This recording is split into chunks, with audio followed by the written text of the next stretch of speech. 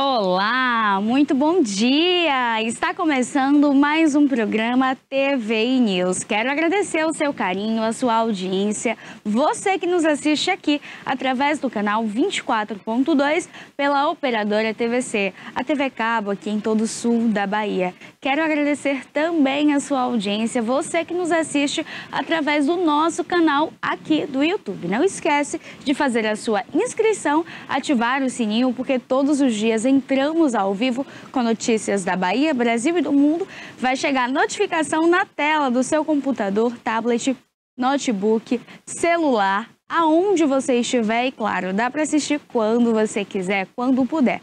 Levando a criançada para a escola de manhã, voltando do trabalho, no horário de almoço, à noite, e através, da câmera do seu celular, apontando para o QR Code que irá aparecer aqui na tela, você consegue acessar a todo esse conteúdo. Põe o QR Code aí, produção, para o pessoal de casa já ficar ligadinho no nosso site, em nosso portal, tviplay.com.br. Esse QR Code que aparece aqui na sua tela, você acessa todo esse conteúdo. Por aqui falamos de esporte, política, direito, saúde, qualidade de vida, bem-estar com direito também. Há muita entrevista, muitas entrevistas com especialistas. A gente fala de tudo um pouquinho e, claro, notícias diárias sobre o Brasil. E você de casa, consegue acompanhar tudo isso através desse link, através desse QR Code. Coloca aí também para o pessoal de casa já saber como é que funciona. Pérola é difícil? Não. Apontando a câmera do seu celular, você já é direcionado. Clica no link e você acessa ali, todo esse conteúdo. Vai aparecer cada apresentador com o seu devido programa. Ou seja, você escolhe o que você quer assistir hoje. Hoje eu quero saber, tirar minhas dúvidas sobre saúde. Bem viver, Priscila Cel. Hoje eu quero falar de esporte, quero ver o que aconteceu com o jogo do meu time. Então, dá para você assistir aqui no TVI Esportes. Olha ali na aba aparecendo para você. Ali aparece, então, todos os nossos apresentadores. Aí tem o TVI News, Bem Viver, Olho no Olho, Ela por Elas, Café com Poesia e Cinema, Raquel Rocha Entrevista, Entenda Direito, Tudo a Ver, Conexão Pop, TVI Esportes, De Olho no Som, O Assunto É, Naquela Mesa e Politiza Elas, que agora sofreu aí uma alteração. E dessa vez, o Politiza Liz se torna, então, o Politiza Elas. Uma novidade, vem totalmente reestruturado, pronto e significativo para você que gosta de política, para você que gosta de assuntos atuais e gosta também de entrevistas com personalidades que fazem toda a diferença aqui no sul, extremo sul da Bahia. Então, por isso, não perde a nossa programação todos os dias em TVI News. Além de tudo, através do nosso Instagram, coloca aqui o Instagram, produção, para você de casa já ir lá seguir a gente, acompanhar um pouco aqui da nossa rotina, os nossos bastidores. E claro, 20 anos da TVI, você é o nosso presente, não poderia ser diferente, né? Fica aqui pertinho da família, porque vem muitas estreias por aí, vem muita novidade. E claro, você de casa vai acompanhar tudo isso em primeiríssima mão. Olha, eu quero iniciar com vocês a nossa previsão do tempo, o nosso dia de hoje. Como é que vai ficar aqui em Itabuna, Pérola? Itabuna segue com o tempo firme, pouco nublado em algumas cidades aqui perto, porém Itabuna continua aí com o solzão para o restante da semana. Nesse momento, são 26 graus a temperatura, a máxima pode chegar a 28 e mínima de 23 graus. Então, Itabuna vai seguir aí com o tempo firme. Ontem o dia ficou firme também, aquele sol que a gente gosta. Você de casa se hidratou bem, se hidrata bem hoje de novo, hein? Bebe bastante água, passa protetor solar, porque a previsão do tempo para amanhã é de máxima de 29 graus. Então pensa aí no calor, pensa no calor que vai estar. Você de casa, já fica hidratado, já coloca uma roupinha mais fresca. Se não for para o trabalho, ou se for para o trabalho também, já prefere uma roupa ali, mais tranquila também, para não passar por muito calor, que esse calor desidrata, hein? E o telespectador da TVI é saudável, cheio de saúde.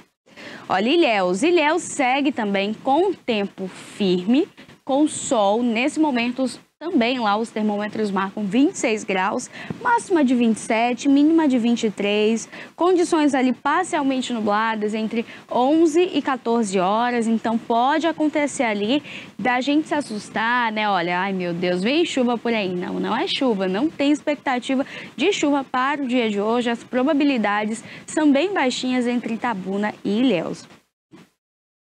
Olha, você que nos assiste aí, então, de Ibicaraí. Ibicaraí que acontece agora aí essa semana, inicia já os festejos juninos. Vamos tomar cuidado aí com as estradas, as curvas, se bebeu, evita dirigir. Bebida e volante, ó, são inimigos, não dá certo, hein? E você aí de casa vai ficar ligadinho também nessas curvas sinuosas, observar na ida para essas festas, se passa animal, na vinda o cuidado é redobrado, cuidado extremo ali nas rodovias. Então, olha, cuidado aí, voltando dessas festas em outras cidades, transitando aqui também na cidade, alcoolizado, tá bom? Vamos cuidar da nossa segurança, da nossa saúde. A gente tendo esse cuidado, a gente consegue dar também esse cuidado, essa segurança à vida do outro. Então, Ibicaraí, nesse momento, marca aí 26 graus de temperatura, máxima pode chegar a 29 graus e mínima de 20 graus. Então, Ibicaraí vai dar uma esfriada aí no período da noite, já por volta ali das 18 e 19 horas, já começa um friozinho, aquele friozinho gostoso. Itabuna também ontem deu uma esfriada boa, hein? Ontem esfriou, o tempo ficou assim, olha, super agradável. A gente que já é acostumado com esse solzão, quando esfria assim um tiquinho, já acha estranho, né? Já coloca uma jaqueta, coloca um blazer, uma roupinha de couro, e eu adoro, acho assim, lindo, incrível de fato. Olha, você que nos assiste aí também de Itacaré, Itacaré é solzão, hein? Bom que o turismo agradece, a gente sabe que as pessoas vão conhecer aquelas praias incríveis ali, fazer trilha. Nesse momento, os termômetros marcam 26 graus, máxima de 27, mínima de 23 graus. Itajuípe, tanto Itajuípe quanto Uruçuca estão parcialmente nublados. Itajuípe marca, nesse momento, 26 graus, a máxima vai chegar a 29, pode variar aí com mínima de 20 graus. Uruçuca também segue aí também com o mesmo clima-tempo, um pouco nublado, e a gente sabe que pode sim ter uma chuvinha, mas uma chuva que vai muito à frente não, uma garoa. Vai chegar a refrescar, trazer ali, né, uma umidade também para a terra. E claro, o agricultor aí que gosta, hein? Cada um ali com o seu cantinho, a sua rocinha, as suas fazendas é que gostam dessa chuva nas plantações. Principalmente agora, hein? Para adubar esse milho. O milho que a gente gosta de comer cozido, assado, na canjica, pamonha. É tanta coisa que me inventa com esse milho, né? E que coisa gostosa. E que bom que a gente tem aí, olha, quem cuida, quem vai lá, planta, colhe e manda aqui, ó, para nossa casa pra gente comer. Uruçuca também com 26 graus, a máxima pode chegar a 28 e mínima de 20 graus. Então vai dar uma esfriada aí já no período da noite entre Itajuípe e Uruçuca. Olha, eu quero começar aqui falando com vocês sobre Irmanduce. 110 anos então aí de uma grande história, a gente sabe que a Bahia conta essa história. E a gente entende a importância, né, desse trabalho caridoso. A gente tem um videozinho, coloca aí para o pessoal de casa, Cássio, para eles acompanharem. Então, dessa vez a gente faz essa homenagem aqui também, como uma forma da gente entender o legado, o amor que foi passado ali e que a gente acredita que essa é a esperança de novos dias, porque com o mundo que se torna, né, cada vez mais difícil de viver, é criança sendo estuprada, morta por pai, mãe, dados alarmantes de mulheres aí com casos de feminicídio. Então a gente vê não só essas situações, mas são situações que se perpetuam e que a gente fala de um mês aí de combate, a gente fala em um mês de conscientização, que é o Maio Laranja, contra o abuso sexual, contra a exploração infantil, contra todo tipo aí de assédio, seja moral, psicológico, sexual.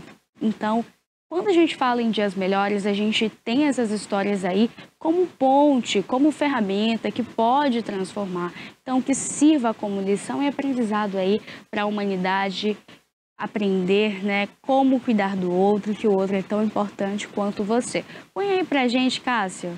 Em 26 de maio de 1914, nascia Maria Rita de Souza Brito Lopes Pontes, que mais tarde viria a se tornar Santa Dulce dos Pobres, a primeira santa brasileira, que se estivesse viva hoje completaria 111 anos. Aos 7 anos, através de sua primeira comunhão, iniciou seu primeiro chamado com o acolhimento de pessoas carentes, e aos 13 anos já tinha vocação para cuidar das pessoas. Além de torcedora do Esporte Clube Ipiranga, time formado pela classe trabalhadora, ela começou a acolher mendigos e doentes em sua casa, transformando a residência da família em um centro de atendimento. Ficou conhecido como a Portaria de São Francisco, tendo a certeza a partir dali de que tinha uma missão na Terra. No convento de Freiras, sua primeira missão foi ensinar em um colégio, mas em 1935 percebeu que sua vocação com os pobres era mais forte, quando deu assistência à comunidade de Alagados. Na década de 30 fundou o Círculo Operário da Bahia e a União Operária São Francisco, a primeira organização operária católica do Estado. Em 1949, Irmã Dulce ocupou um galinheiro com 70 doentes. Foi daí que surgiu a história de que a freira construiu o maior hospital da Bahia a partir de um simples galinheiro. 10 anos depois é instalada oficialmente a Associação Obras Sociais Irmã Dulce, e no ano seguinte é inaugurado o Albergue Santo Antônio. Incentivada a prosseguir com a sua obra pelo Papa João Paulo II em 1980, 8 anos depois foi indicada por José Sarney, com o apoio da Rainha Sílvia da Suécia, ao Prêmio Nobel da Paz. E neste ano, as obras sociais Irmã Dulce completam 66 anos de existência, com acolhimento 100% gratuito a mais de 3 milhões de pessoas por ano no estado da Bahia. Irmã Dulce morreu em 13 de março de 1992, pouco antes de completar 78 anos. A fragilidade com que viveu os últimos 30 anos de sua vida não impediu que ela construísse e mantivesse uma das maiores e mais respeitadas instituições filantrópicas do país, uma verdadeira obra de amor aos pobres e doentes. Leia a matéria completa em www.atarde.com.br.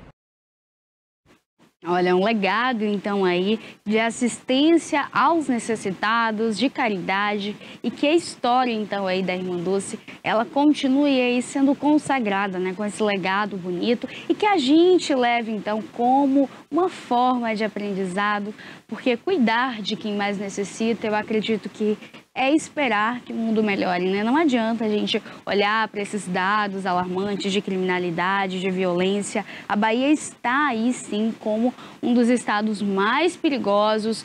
E, assim, é triste demais a gente ver, né? Nossos jovens morrendo. É triste demais ver a criminalidade tomando aí a proporção que toma, tornando realmente o estado violento. Jequié é uma cidade pequena, relativamente pequena, com poucos habitantes, e assim, os índices de criminalidade são gigantescos. É gente morrendo toda hora. As primeiras 48 horas desse ano, de 2025, morreram 7 pessoas em Jequié, em 48 horas. Pérola, para uma cidade que tem 300 mil habitantes, eu não acho que seja um número gritante, sim. São famílias que perdem ali seus filhos, seus jovens, meninos com 15, 16, 17, 18 anos, que infelizmente se torna ali refém dessa vulnerabilidade social. E que a gente observa que realmente é um número crescente. São famílias que choram, são famílias que pedem, que clamam. E que se a gente tiver um olhar mais caridoso, se a gente conseguir também tirar todo esse tabu, porque existe um tabu, e se a gente conseguir olhar para o próximo, ajudar, essa época é uma época de frio aqui. A gente sabe exatamente que vem chuva, tem aquela neblina ali logo nas primeiras horas da manhã, olha, é de tremer o queixo, é de ficar, ó, agoniado, querendo casa, a gente indo ao trabalho e já fica ali com o frio, ai meu Deus, queria minha caminha, minha casinha confortável. Aí a gente olha para a rua, as avenidas aqui da cidade mostram esse cenário. Pessoas ali, olha, desabrigadas, que pegam sol, chuva, tudo isso, tudo de pior que acontece no mundo, eles estão ali, olha, suscetíveis a isso. E a gente não tira uma roupa, um agasalho do guarda-roupa que tem lá 100 casacos, 100 camisas. E a gente não consegue tirar uma peça para fazer uma doação. A gente não consegue nem sequer pensar no outro, na possibilidade de você, olha, doar ali um alimento. Pérola, mas eu não tenho condições de fazer um sopão, levar na rua um biscoito de sua casa. Precisa ser o da melhor marca, não tenho condições, Pérola, de fazer uma entrega. Existem locais que servem de apoio para isso, que você pode deixar ali, olha, um biscoito, um açúcar, de repente até realmente uma roupa. olha, eu não uso mais essa roupa. Agora sim, não é porque você vai fazer uma doação que necessita dessa roupa ela ser a pior. Está em estado degradável, não é assim, hein? Uma roupa que realmente a pessoa vai utilizar. Não é aquela roupa rasgada, toda furada, não é assim. Quando a dor do outro não impacta algo que está dentro da gente, a gente deixou de ser ser humano. O ser humano, ele tem essa essência, ou deveria ter. Então, que a gente consiga aprender aí com esse legado. São 111 anos, mostrando tanto amor, né? Uma freira, e tem toda a história aí desse hospital aqui da Bahia. Então, é um legado de amor, de serviço prestado, de assistência e caridade, né? Que a gente aprenda com os bons e que a gente se torne melhor. Acredito que esse deve ser o legado, né? Que a gente possa melhorar cada dia mais. Se a gente não sentir pena, se a gente não se colocar no lugar do outro, a gente infelizmente perdeu a essência, né? A gente não sente mais aquele amor pelo próximo e que a gente faça a diferença. Porque não adianta ficar em casa achando triste, ver um vídeo lá da Cracolândia em São Paulo. Triste. Aquilo ali é uma situação deplorável. Agora a situação se conteve. Porém, era uma situação muito triste, muito. E a gente via até crianças, adolescentes, já em estado de rua, com dependência química. Aí vê aqui na Cinquentenário, em Itabuna, vê em Ilhéus ali, olha, nas avenidas, em Itajuípe, Uruçu, Quibicaraí. Assim, eu tô falando das nossas cidades aqui, tá? A gente aqui, eu e você. E a gente não consegue sentir, a gente não sente realmente essa sensibilidade, não tiram a roupa. Então, se você consegue, se você pode fazer uma doação, por menor que seja, faça, ajude quem necessita nessa época do ano, então. Principalmente, olha, quem está na rua desabrigado, que vem agora a chuva, vem São João, a gente vai comprar uma roupinha nova, a bota bonita, a mulherada.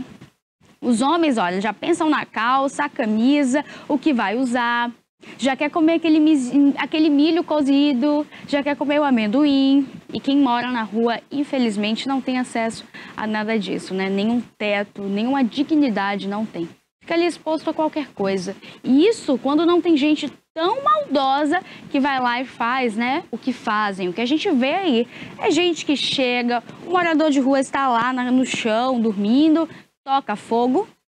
O que passa na mente de uma pessoa como essa? A gente nunca vai entender, né? Com certeza é uma maldade extrema que existe ali nesse coração e que, infelizmente, a gente não pode conter, né? Então, já que a gente não consegue controlar o mal, a maldade, a parte ruim dessas pessoas, se é que a gente também pode chamar de pessoa, a gente muda aqui, ó, o que existe dentro de nós, né? Se eu ainda tenho essa sensibilidade, eu ainda consigo fazer essa mudança. E que bom que a gente tem nessa esperança ainda de dias melhores. Olha aí as imagens também, ela fazia esse trabalho aí, esse serviço de amor ao próximo. E que bonito, né? E que fique como legado e aprendizado para cada um de nós, né? Porque o mundo precisa, a Bahia merece esse cuidado, esse amor. Eu acredito que se tornar um dos estados mais violentos do país é algo que deveria ao menos trazer uma reflexão, né, em cada um de nós. E não só servir como um dado, cobrar as autoridades e fingir que nada está acontecendo. Olha, em continuidade aqui com as nossas notícias, os nossos destaques, um vídeo repercutiu na internet, aí através das mídias sociais, Instagram, WhatsApp, Facebook, TikTok, enfim, tudo que é rede social, as pessoas estavam publicando esse vídeo e acabou viralizando ali. O presidente francês, o Emmanuel Macron, ele chegou então aí na segunda-feira e acabou tendo uma discussão ali, uma desavença. É o que as pessoas estavam acreditando que estaria acontecendo ali dentro da aeronave. O que a gente sabe já é que nos vídeos que acabou repercutindo, viralizando, porque tudo hoje se torna polêmica com as redes sociais, né? Ele abria ali a porta, ele já iria sair, acenando para as pessoas, acontece ali de uma mão feminina, encosta ali no rosto, a gente não sabe ao certo se bate, se empurra, se arruma, a gente não sabe o que aconteceu, né? Não adianta ficar tentando colocar ali palavras onde não teve. E a gente tem o vídeo aí para você de casa tirar suas próprias conclusões ali do que de fato aconteceu nessa imagem. Coloca aí, Cássio, para o pessoal de casa. Olha, esse momento aí, então, é quando o Emmanuel Macron, ele abre ali, olha, já para sair, vem uma mão com a roupa vermelha, que possivelmente se tratava, então, ali da primeira-dama. Eles chegaram ali no Vietnã, porém foi desmentido, então, a briga entre o casal. Em declarações à imprensa, Macron negou que ele e a esposa tivessem tido ali uma briga doméstica e afirmou que eles estariam brincando. Foi uma brincadeira entre os mesmos. A declaração de Macron foi: minha esposa e eu estávamos brincando, como costumamos fazer. E ele disse que, calma, estamos bem, está tudo bem. Essa foi a declaração, então, aí do chefe de Estado francês, que pediu calma aí com a situação, falou com as pessoas que estava tudo certo, que foi uma espécie de brincadeira ali entre eles, que não se tratou realmente ali de uma briga, né, entre o casal. E a gente vê que o vídeo ali de fato, né, ele demora, ele passa de um lado para o outro até eles descerem juntos. E sim, a mão se tratava ali da primeira-dama. Olha, é o momento que ele passa à frente justamente para descer da aeronave e ela logo em seguida também. Então, essa daí foi a imagem, isso tudo repercutiu nas redes sociais, né? Quando se trata de um chefe de Estado, a expectativa tanto ali para os cuidados, para a autonomia realmente com aquele país, para a autonomia com que ele está ali governando, que são pessoas, e na expectativa de melhoras também, de fazer boas relações ali com outros chefes de Estado, de trazer melhorias. Aí quando acontece algo assim polêmico, por menorzinho que seja, boom, é um boom nas redes sociais, né? Então é importante também ressaltar sobre fake news, tá? Às vezes a gente vê um vídeo como esse, pode sim ter sido uma discussão ali no off, no bastidor, entre eles dois, a primeira-dama e o Emmanuel Macron, que é o chefe de Estado francês. E o que acontece? Aí a pessoa vê o vídeo, nem assiste direito, viu? Só a notícia lá, olha, aquela tarja polêmica que chama atenção, que vende. A pessoa olha aquela tarja polêmica e fala, meu Deus, aconteceu. Já vai repercutindo e vai trazendo à tona até fake news. Então, notícias, quando a gente traz aqui o TVI News, a gente olha bonitinho, confere certinho e traz para você. Entrega na sua casa, entrega no seu celular, aonde você estiver. Agora, cuidado ao espalhar fake news, tá? Fake news é crime, fake news é um processo realmente que as notícias passam, as imagens, que aquelas coisas que você recebe em WhatsApp, sabe? Um vídeo, um áudio, um texto, e você não checa, vai espalhando para os outros, então aquilo ali pode sim trazer um processo a você, hein? Então, fake news é crime. Então, o que acontece aí realmente nesse vídeo é que pode sim ter sido uma discussão. A gente acredita, tá? Nos bastidores aqui, eu e você, a gente é mulher. Você, homem aí de casa, me conta. Põe aqui no chat também do YouTube. Aconteceu aí uma discussão ou não? A mãozinha ali, olha, a mãozinha com a unha pintada, o blazer vermelho veio no rosto do Macron. Então, assim, aconteceu realmente ali alguma situação entre eles, porém as pessoas já estavam dizendo que era uma discussão nas redes sociais. Os vídeos mostravam Emmanuel Macron e primeira-dama entram em discussão em aeronave e tem briga. Calma, não foi bem assim, hein? Se rolou lá nos bastidores, a gente não soube. O que a gente viu é uma mãozinha ali, olha, chegando aqui no rosto de uma forma já bem agressiva. Então, essa daí foi a chegada, então, do chefe de Estado e a primeira-dama. Ele até sem graça, tadinho, dá uma acenada assim pro pessoal, volta ali. Eu acredito que contando, olha, o portão já está aberto aqui, hein? Calma aí, calma. Tem que segurar a onça, tem que segurar que a mulher é brava, hein? A mulher é valente. Mas ele fez ali, né? Claro, chegou até as pessoas de uma forma carinhosa, respeitosa, né? Desceu ali com toda alegria, cumprimentando todos. E que bom, né? Que ele teve essa clareza, esse discernimento aí também, para fazer com que tudo ficasse bem no final, né? E sem manchar também a imagem ali da primeira-dama. Olha, uma outra notícia que eu tenho aqui para vocês, então, é sobre um taxista que perdeu ali completamente a visão e acabou colidindo em um bueiro. O que acontece é que no Rio de Janeiro existem ali algumas vias que dão acesso a algumas residências e essas residências são mais afastadas do centro. Esse taxista, ele estaria indo até uma dessas residências e ali era um pouco escuro. Ele conta que ele teve dificuldade tanto no acesso quanto em enxergar. Então, em que em algum momento ele perde ali um pouco do sentido e acaba, então, entrando em um bueiro, né? A situação aconteceu no Rio de Janeiro. A gente tem um vídeo aí também. Coloca pra gente, Cássio. As câmeras de segurança, então, olha, registraram aí o momento exato em que o carro é lançado no ar. E em seguida, gente, ele caiu bruscamente no asfalto. A gente sabe que o impacto é muito grande. Olha a forma que vem aí, olha. Esse carro, ele sobe ali e justamente depois que ele dá realmente esse impacto, ele joga, ele é lançado ali já de uma forma muito rápida no asfalto.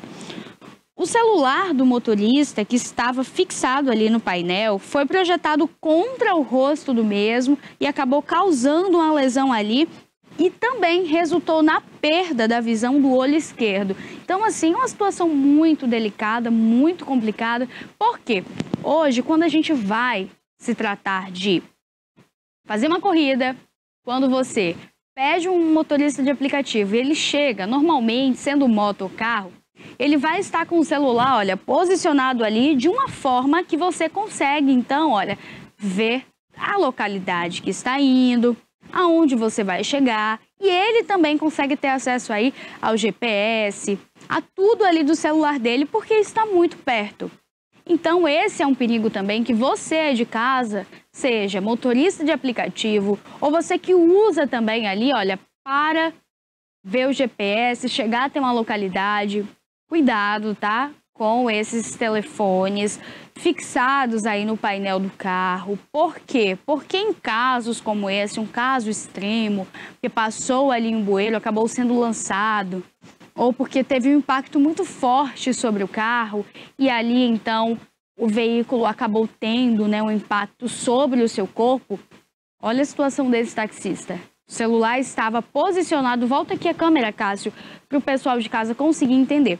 O celular do taxista, olha, estava posicionado da seguinte forma, aqui no painel do carro. Com o impacto que o carro é lançado no bueiro, que faz esse levante ali no fundo do carro, a gente consegue observar que esse impacto aqui, ele tem uma resposta na frente, né, desse carro. Então, esse painel, ele vai justamente jogar a força para o corpo, obviamente, do taxista, para quem está ali dirigindo. Então, esse objeto acabou colidindo com o rosto e, claro, fez ali, olha, uma tragédia, né? Ele acabou, além das lesões no rosto, né, que pegou muitos pontos, uma lesão bem significativa, ele também acabou perdendo a visão aí do olho esquerdo. Então, você de casa, cuidado, tá? Vai colocar lá, ó, fixar no painel do carro o celular para chegar a alguma localidade, vai prestando atenção, não precisa botar tão perto do rosto, hein?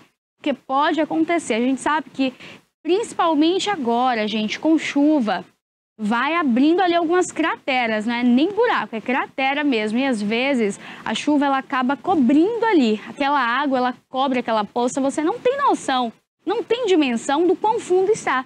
Aí passa com o carro faz pei, pronto. Dano material. Prejuízo para a sua saúde, porque se tem um problema de coluna, meu Deus do céu, um baque desse, meu amor, a coluna inflama, é remédio, é dor, é ficar em casa. Então, assim, posiciona direitinho o celular, observa por onde está indo, tá? Não está se sentindo bem, para o carro, liga para alguém. Não é um dia bacana para você, acordou com dor de cabeça ou algo do tipo, evita, pega uma corrida.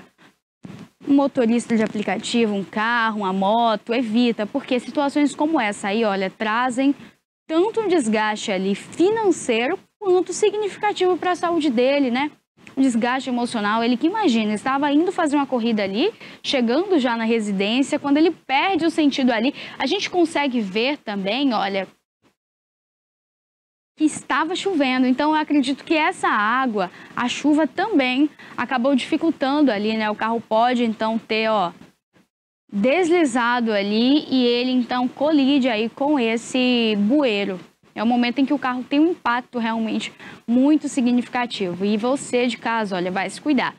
Usa o celular fixado ali no painel do carro para colocar ali o seu GPS, chegar até uma localidade, ou usa fixado porque precisa responder a mensagem, não tem como responder em outra situação, apesar que tem, hein? A gente que precisa colocar como prioridade o cinto de segurança, é super importante para a sua segurança de fato, né? Olha o nome como é. O nome é bem subjetivo e a gente consegue entender o motivo, né?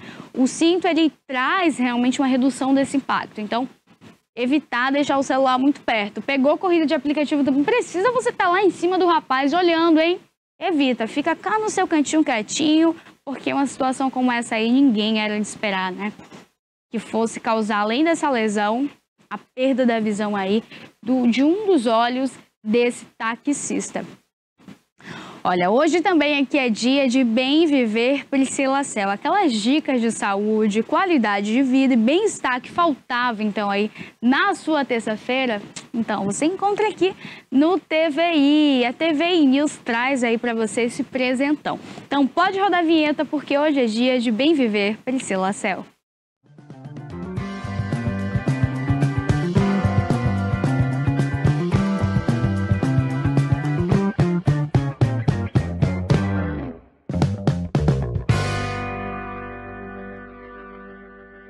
Olá, bom dia! Já está no ar o Bem Viver, nosso encontro semanal que aborda temas relacionados à saúde, bem-estar e qualidade de vida.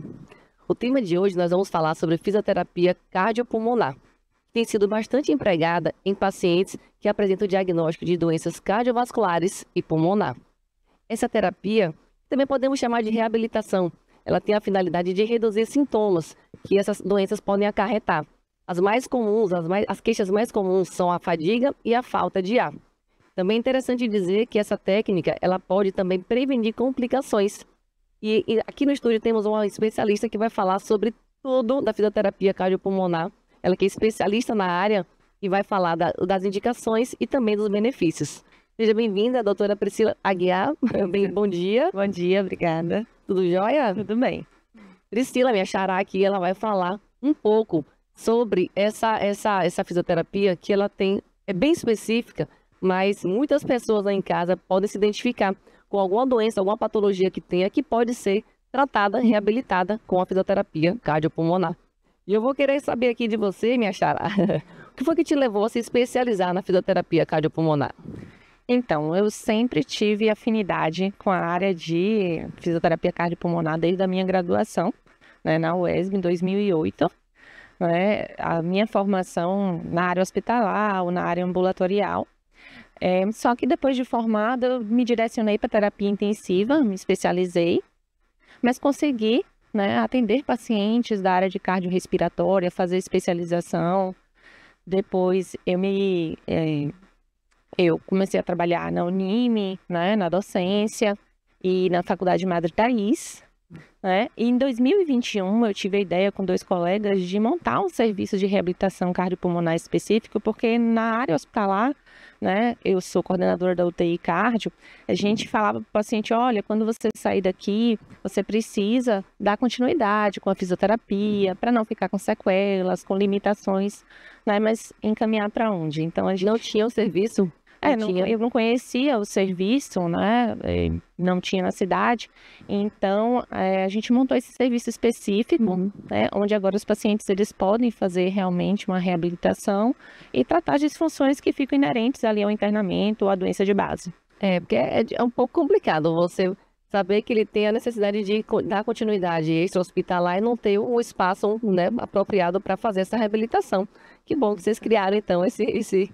É um consultório, uma clínica? É uma clínica? É um consultório, mas com todos os instrumentos necessários para fazer uma avaliação completa, esteira, bicicleta ergométrica, elíptico, o aparelho de avaliação da função pulmonar digital, para que a gente faça um trabalho mesmo mais completo, especializado. Né?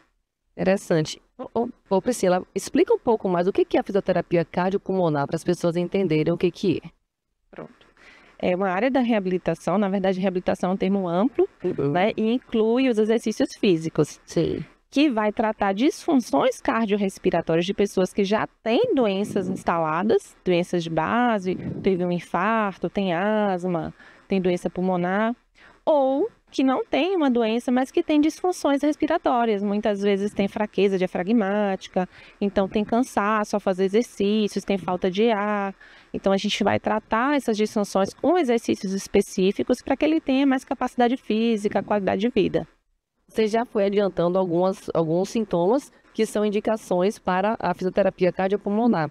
Sim. Quais são outras indicações que vocês recebem sempre para poder fazer o tratamento desse paciente? Muitas vezes o paciente nos procura por queixas específicas, né? Como falta de ar, cansaço, fraqueza, baixa resistência física. Mas aí vem, né, as doenças indicativas, que são a asma, DPOC, que é aquela doença comum no fumante, né, há muitos anos.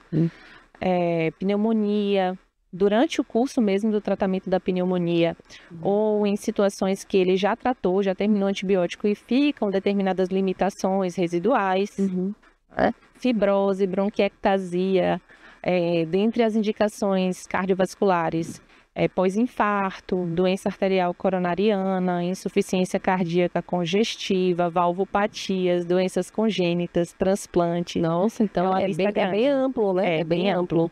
Desses atendimentos, só são adultos ou tem para pediátrico também, Priscila? Nós atendemos adolescentes e adultos. Bebês não? Bebês não, porque existe uma área mais específica, né, da fisioterapia pediátrica, né? Pediátrica. Isso. Certo. E dessas doenças, dessas patologias que você mencionou, quais são as mais predominantes durante o atendimento de vocês, do serviço de vocês? Pronto, a gente atende vários pacientes de asma, tá? É bem limitante para esse paciente, as crises, pacientes pós-pneumonia também. Agora tem chegado alguns pacientes de fibrose pulmonar e DPOC, são os principais. E pós-infarto, pós-cirurgia cardíaca, revascularização do miocárdio ou angioplastia também. Sabemos que para fazer alguma reabilitação é necessário uma avaliação, né? Então, assim, como é que funciona na fisioterapia cardiopulmonar essa avaliação? Pronto. O primeiro dia, esse paciente ele vai fazer uma avaliação completa, contendo anamnese, com todo o histórico. A gente vai fazer exame físico, avaliar os exames, mas a gente vai fazer uma avaliação específica da função pulmonar, tá? Com um aparelho digital que vai mostrar volumes, capacidades, fluxo, e a gente vai ter um diagnóstico para traçar o melhor tratamento específico, melhorar a capacidade pulmonar. E vai fazer testes físicos também, de aptidão aeróbia, de força muscular esquelética. E a partir daí a gente traça um tratamento individualizado. Depois de 30 dias, a gente repete todos os testes para poder ver o percentual de evolução e modificar o tratamento. E como é que são os exercícios? Quais são os tipos de exercícios que vocês realizam durante essa reabilitação, essa terapia, né, que é a fisioterapia cardiopulmonar? Tanto a reabilitação cardiovascular quanto a pulmonar, a gente junta nesse cardiopulmonar, elas têm 3 pilares, né? Que são exercícios aeróbicos, tá? E a gente pode aplicar de formas diferentes, mas são os aeróbicos, os resistidos, que são os de força, e o treinamento muscular respiratório. Se for um paciente da área, né, pneumofuncional, também tem alguns exercícios e aparelhos respiratórios específicos. Ali tem um vídeo que está demonstrando justamente isso que você falou, né? Os treinos aeróbicos, então existe também o de força e respiratórios, né? Então, realmente é tanto cardiovascular quanto pulmonar. Então, são os dois ali. Tem pacientes que precisam dos dois, até porque estão agregados, né? Um acaba levando ao outro. E como é que funciona quais são os efeitos do treinamento muscular respiratório? Quem é que deve realizar? O treinamento muscular respiratório, primeiro, parte de uma avaliação da força e da resistência do diafragma. Pessoas que não têm doença pulmonar, mas que são sedentárias, elas já podem ter fraqueza do diafragma. Então, com o aparelho, né, específico, a gente vai avaliar a força, traçar um percentual de carga, da mesma forma que a gente treina a musculatura esquelética dos membros superiores e inferiores, a gente vai treinar o diafragma com a carga específica, séries repetições, e ao longo das semanas vai aumentar a força, vai reavaliar, e consequentemente, a gente aumenta também o volume pulmonar, o fluxo de ar. E os sintomas de limitações respiratórias no repouso, nas atividades do dia a dia, ou nos exercícios físicos, eles vão, né, sumindo, vão realmente cedendo. Porque vai havendo essa melhora dessa capacidade respiratória. Né? Exatamente. E como é que funciona essa monitoração durante a reabilitação cardiopulmonar? Então, nós vamos calcular uma frequência cardíaca de treinamento específica, de acordo com as características, com a idade, com o uso de medicamentos, né? Se ele usar um beta-bloqueador, uma medicação para cardiopatas, a gente vai ter que ajustar esse cálculo e ele vai ter uma faixa-alvo. Então, a gente vai monitorar com um frequencímetro durante toda a sessão, para que ele esteja na faixa que gere resultados, mas que esteja dentro da segurança. Oximetria também de pulso, a saturação de oxigênio, né, periférica. Sim. E também tem escalas específicas de esforço, como a escala de Borg. Então, o paciente ele faz extremamente monitorado dentro É bem minuciosa, né, essa monitoração. Isso. E qual é a duração das sessões dessa fisioterapia e qual é a frequência mínima para você observar resultados? Na verdade, ele faz uma sessão de 50 minutos a 1 hora. Para que a gente tenha realmente as fases necessárias, aquecimento, condicionamento, desaquecimento, e a frequência mínima é de 2 vezes por semana, de 2 a 5. E a partir de quanto tempo consegue perceber uma melhora? Isso é um pouco relativo, mas a média? 30 dias a gente reavalia o paciente e ele já traz para a gente resultados importantes. Né? Mas tem pacientes que com 1 semana, 2 semanas já falam, olha, depois daquele treino específico, eu já senti melhora da falta de ar. Mas a gente já conta com os resultados nos primeiros 30 dias. 30 dias, né? Existe alguma contraindicação para realizar essa fisioterapia cardiopulmonar, Priscila? Existem algumas contraindicações, né? Que tanto o médico que indica quanto o fisioterapeuta devem avaliar. São situações de instabilidade, por exemplo, pressão arterial muito alta, né? O paciente que já chega com pressão de 180 por 110, né? Que popularmente o paciente às vezes fala 18 por 10, 18 por 11. Ele já está com uma pressão muito alta para fazer exercício, precisa estabilizar primeiro. Situações onde ele tem um aneurisma arterial, ou uma angina, que é aquele sintoma de isquemia, dor no peito, né, em repouso. Alguma doença valvar que precisa de cirurgia para troca da válvula primeiro, faz a cirurgia para depois começar a reabilitação. Então, algumas situações específicas, né, são contraindicadas. Bom, você mencionou sobre o tempo mínimo para apresentar resultados, mas geralmente tem alguma média de quando esse paciente ele pode receber alta? Então, após tanto tempo de prática de sessões, ele tem como ter uma previsão de alta? Sim.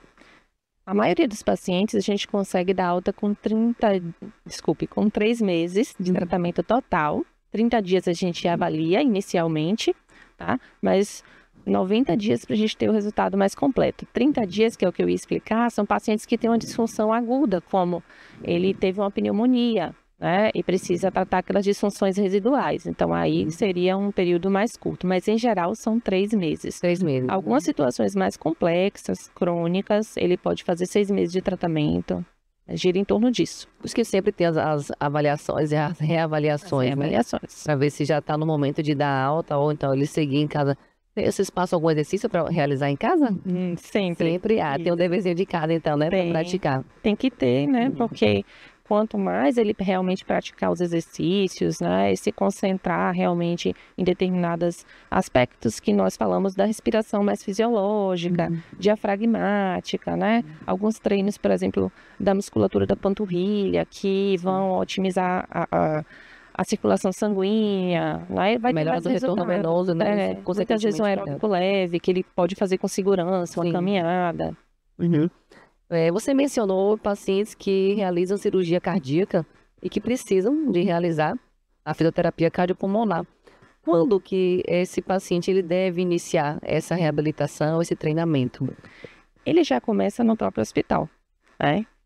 O paciente, ele é estubado no mesmo dia ou no outro dia, e lá o fisioterapeuta vai iniciar, mesmo seja sentando na beira do leito, sair do leito, são exercícios leves. Então, assim, as pessoas acham que fizeram a cirurgia cardíaca, precisa ficar de repouso muito tempo, não. Então, logo após a alta hospitalar, ele tem que dar continuidade no serviço de reabilitação para não ficar com sequelas, como cansaço, falta de ar, né, falta de disposição física, limitação mesmo no dia a dia. Então, é o mais precoce possível. Mas, ótimo, interessante. Bom, a gente vem falando muito da parte cardiovascular e também pulmonar, que realmente é o foco. Você mencionou também sobre a pneumonia.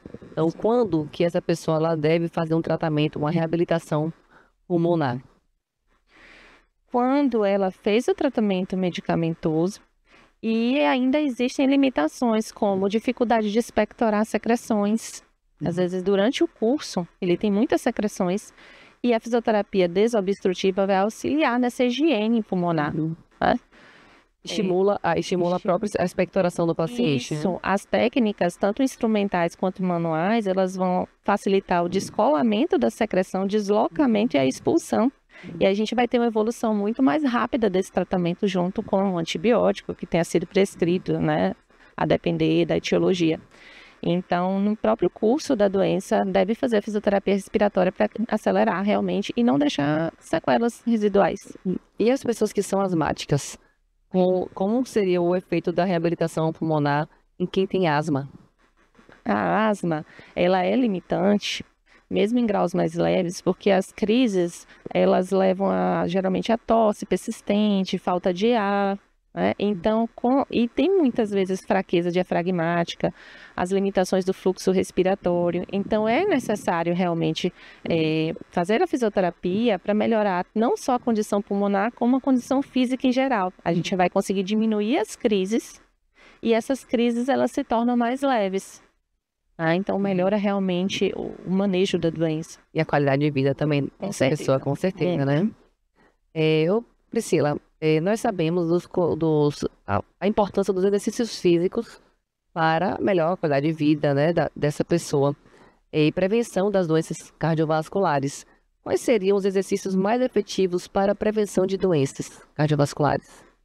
Na verdade, se destacam os exercícios aeróbicos. Né? Realmente, com os exercícios aeróbicos, nós temos um melhor controle da pressão arterial, da frequência cardíaca, né? E reduz a possibilidade de ter as placas de ateroma, de gordura, que causam infarto. Então, tem até uma recomendação, né, da Organização Mundial de Saúde de realização de 150 minutos de exercício aeróbico semanais. Tá? Então, se você fizer 30 minutos 5 vezes por semana, de exercício moderado. Exercício leve, 300 minutos e exercício intenso, 75 minutos semanais. Isso já te auxilia na prevenção de doenças cardiovasculares. Mas a gente sabe também a importância dos exercícios de força, para a gente manter a musculatura. Agregar, né? Fazer os dois. Há uma tendência de fraqueza muscular com o passar dos anos, de perda de musculatura, sarcopenia. Então, o ideal é fazer uma combinação dos dois com a maior predominância dos aeróbicos.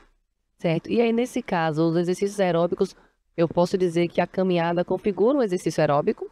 Sim. A depender da intensidade que vai ser utilizada, a velocidade? Exatamente, uma caminhada. Agora, você pode modificar, né? A caminhada, ela pode ser numa intensidade leve, moderada, intercalando alguns passos com maior velocidade, no trote, ou mais intenso, né? Corrida. Então, quando a gente intercala essa caminhada mais lenta, mais rápida, a gente fala que o exercício é intervalado. Então, tem mais efeito. Tem mais efeito? Quanto maior a intensidade, melhor. Então, é melhor realizar o exercício intervalado do que contínuo?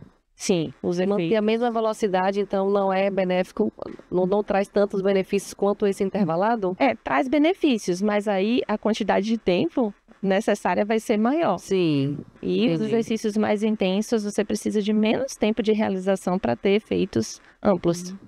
Nossa.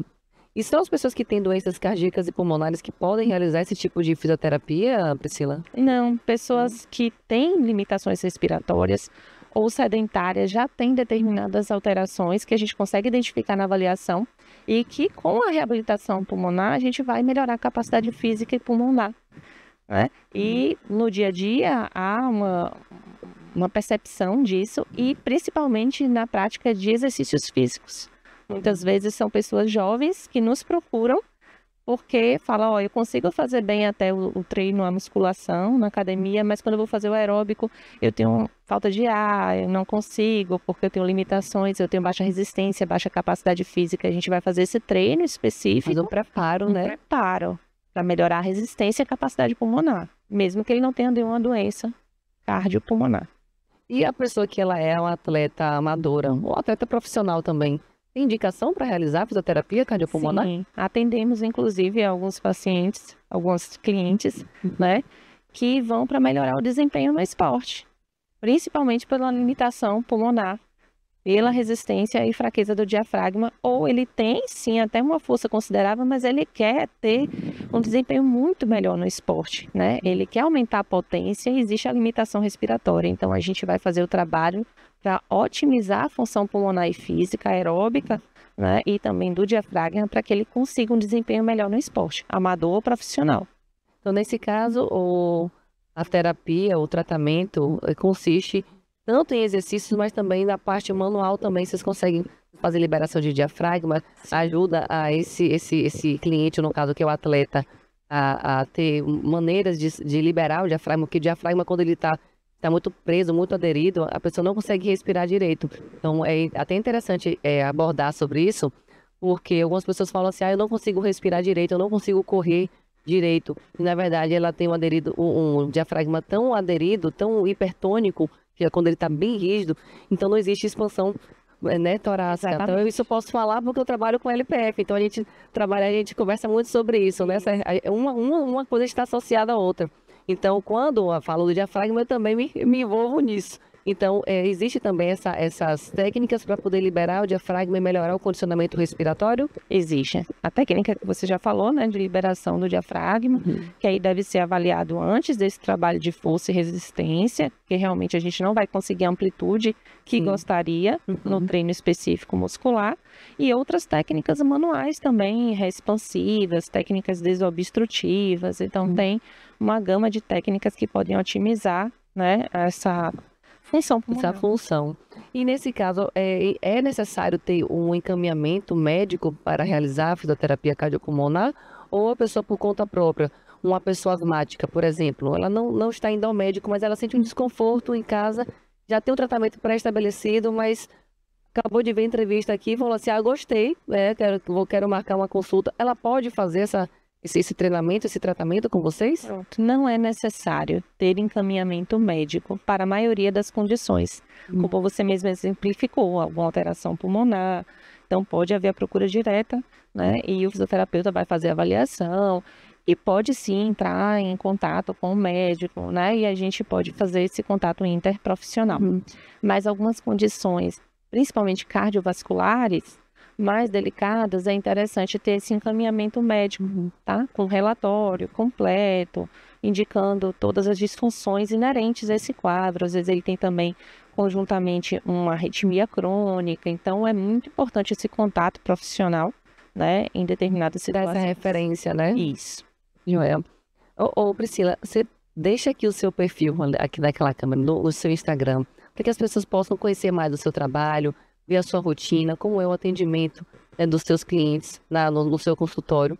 Deixa ali o seu arroba no Instagram, por favor. Então, Instagram da Fisiocardios, né? Nós temos lá uma série de orientações, de informações importantes de diversos quadros pulmonares específicos da reabilitação. Então, é @Fisiocardios, tá? Me sigam. Podem mandar mensagem no privado, se tiver alguma dúvida, estamos à disposição. Maravilha. Eu gostaria de agradecer muito pela sua presença aqui, Priscila, por ter aceito o convite, né, de poder aqui trazer à população, aos telespectadores, essa informação que, apesar de ser específica, nós temos visto uma queixa muito grande de pessoas com o cansaço, com a falta de ar, que também pode estar associado com ansiedade também, né, que eu acho que também é interessante. O estado dessa pessoa, nos dias de hoje, a correria muito grande, então gera um quadro de ansiedade com a falta de uma dificuldade de saber respirar, né, que aplica isso errado durante os exercícios físicos. Então é interessante, né, trazermos também essa reflexão. Então você que é asmático, tem DPOC, conhece um tio, um avô, alguém que precisa dessa reabilitação, desse tratamento, né, porque envolve, como ela falou, a reabilitação é muito amplo, eles são bem específicos com esses exercícios. Você que é atleta também, então pode ter essa indicação para usufruir do serviço, né? É cardios que chama, Priscila? Cardios, né? É cardios. Cardios, tá. Então o consultório dela chama Cardios. Então ela trouxe aqui uma vasta experiência aqui para nós, aqui compartilhou sua experiência, né, o seu conhecimento. Então fica aí para você a dica, para quem não conhecia a fisioterapia cardiopulmonar. E mais uma vez eu quero agradecer a você por ter acompanhado a nossa entrevista até o fim. Muito obrigada, Priscila, pela sua presença, tá? E você também que nos acompanhou até o fim dessa entrevista. Não se esqueça que toda semana temos um encontro marcado, toda terça-feira, às 10h30, aqui na TVI.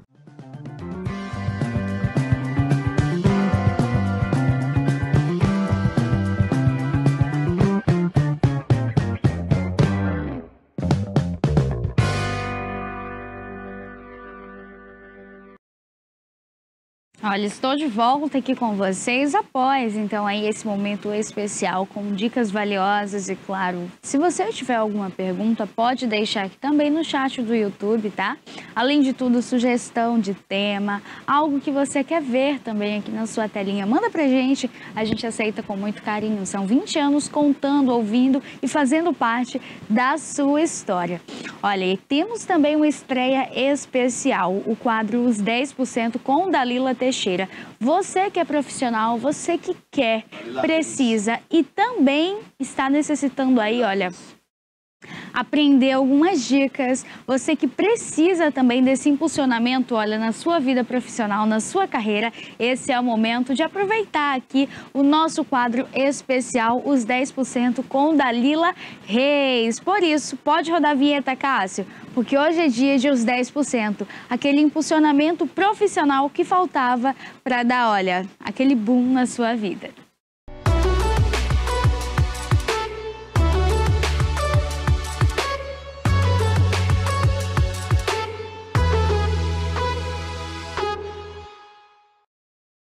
Olá, seja muito bem-vindo ao seu programa Os 10%. É um prazer estar aqui com vocês. Eu estou muito feliz de poder contribuir com o seu crescimento, com o seu avanço. E hoje eu quero salientar algo importante para resultados fora da curva. Geralmente, uma organização contrata os colaboradores pelo currículo, tá? Mas demitem esses colaboradores pelo comportamento. A verdade é que nós na vida estamos no processo seletivo. A vida é um processo seletivo e passamos por esse processo o tempo inteiro. Nos nossos relacionamentos há um processo seletivo, onde muitas das vezes as pessoas nos selecionam para suas vidas por um currículo, o que possuímos, o que temos, o que conhecemos, enfim. Porém, pessoas nós também demitimos das nossas vidas por uma questão de comportamento. Então, o que eu quero falar para vocês é que muitas das vezes as contratações em organizações são feitas de maneira errada, apenas por um currículo, ok? Mas também na nossa vida pessoal, no quesito de amizade, relações amorosas, acontecem da mesma maneira. E, na verdade, o como alcançar sucesso está relacionado a uma outra questão que eu vou abordar aqui. Eu quero que você entenda que você é o que você pensa, mas não só o que você pensa, você é o que você faz. O como você se comunica e o como você se comporta. Então eu quero trazer para você aqui a mentalidade e comportamento de pessoas de sucesso e de fracasso, para que você aí acerte na sua vida. Hoje nós vivemos no melhor momento de todos os tempos. No momento, na era das informações. Temos muitas informações. Só que isso também acaba nos sabotando, porque recebemos uma enxurrada de informações que muitas das vezes são inúteis, que não nos servem de muita coisa, onde de fato só nos traz uma obesidade mental. E a gente não consegue ali selecionar, tá, um grupo de mensagens para ter comportamentos de protagonista. Então, se você quer aí saber qual é a mentalidade e comportamento de abundância e de mediocridade, eu vou começar aqui a detalhar para você, com muita humildade, se enxergar no espelho da vida e ver quais são os seus comportamentos e com certeza você vai entender por que os seus resultados estão sendo o que são. Primeira questão, a mentalidade de abundância de pessoas de sucesso, e sucesso é ter um equilíbrio nas áreas da vida, sucesso é ter paz interior, sucesso é ser alegre, sucesso é ser feliz, sucesso é ajudar as pessoas, sucesso é fazer o bem sem olhar a quem, sucesso é realmente ter um legado. Então, como a gente já disse anteriormente, o sucesso é o que nós nos tornamos, é a nossa essência, não o que possuímos. O que possuímos, na parte tangível, é uma pequena fatia do que podemos considerar sucesso, ok? Mas a mentalidade de abundância, ela vive por decisão. Uma pessoa que é determinada, com resultados assim, fora da curva, é uma pessoa que vive por decisão. A pessoa fracassada vai viver por condição. E a verdade é que, na maioria das vezes, aparentemente, as condições estarão contra nós.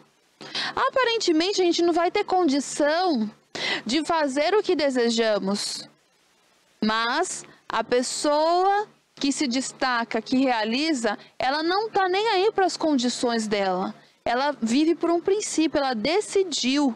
E se ela decidiu, ela vai encontrar um jeito para encontrar a solução e realizar aquilo que ela deseja. Então a pergunta é, você vive por condição ou por decisão? Porque se você tomar a decisão, você vai começar a buscar possibilidades com base nas suas decisões.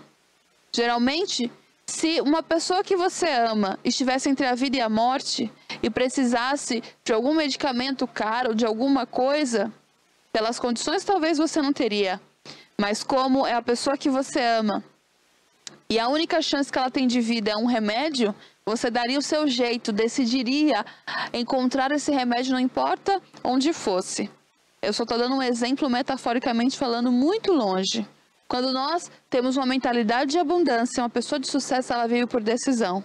Ela não fica esperando as coisas estarem favoráveis para agir em direção aos seus sonhos. Então você aí, vive por decisão ou por condição? Se você decidir e continuar nessa decisão, tudo irá se mover para te ajudar a chegar no seu destino. E ainda que não haja um movimento para isso, você vai continuar decidido ou decidida a realizar aquilo e você vai dar um jeito e você vai realizar. Então, nunca espere as coisas estarem favoráveis para que você realize algo. Porque primeiro você decide e depois as coisas acontecem. E decisão está relacionado com comportamento. O comportamento de decidir, agir, pensar e sentir de uma determinada maneira, ok? Uma mentalidade de abundância, ela vai observar mais. Ela vai observar e observar bem. Uma mentalidade de mediocridade, ela vai fofocar mais, falar demais. E, na verdade, quem se cala e observa, aprende muito mais e sabe dar o tiro certo, no lugar certo, na hora certa e na pessoa certa, metaforicamente falando. Então, mentalidade de abundância, fala menos e observa mais. Mentalidade de escassez, de mediocridade, fala demais. Então, quem sabe o peso das palavras, guarda as suas palavras. E sempre será sábio em falar. E irá falar no momento certo. E sempre acompanhado de dados, fatos, com a sua observação, para ser mais assertivo. Uma pessoa que tem uma mentalidade, um resultado de abundância, ela é uma pessoa autorresponsável. É uma pessoa que tem controle da sua vida. Ela entende que ela é responsável pelos seus resultados. Uma pessoa que é medíocre, uma pessoa que se sente vítima, ela sempre vai colocar a culpa nos outros. Se a vida dela não está boa, ela culpa os pais, ela culpa o relacionamento, ela culpa o governo, ela culpa a empresa. A pessoa de sucesso toma responsabilidade para ela e diz: se eu quero ser feliz, eu não vou esperar alguém me fazer feliz, eu me faço feliz. Eu sou uma pessoa feliz, eu faço outras pessoas felizes e por isso ela é feliz e a felicidade encontra a vida dela. Porque nós não temos o que queremos, nós temos o que somos, o que fazemos. Se você quer amor, dê você amor. Se você quer reconhecimento, reconheça você primeiro o outro. Se você quer ter motivos pelos quais você seja grato hoje com um pouco ou muito que você tem. O segredo da vida, de acordo com a neurociência, a física quântica, genética e epigenética, e o lindo da vida é que você não precisa ter nada para ser tudo o que você deseja. Você apenas precisa ser, se tornar. Então seja grato com o pouco que você tem. Não espere um homem te amar para se sentir amada. Você mesmo se ama, se respeita, se acolhe, se promove.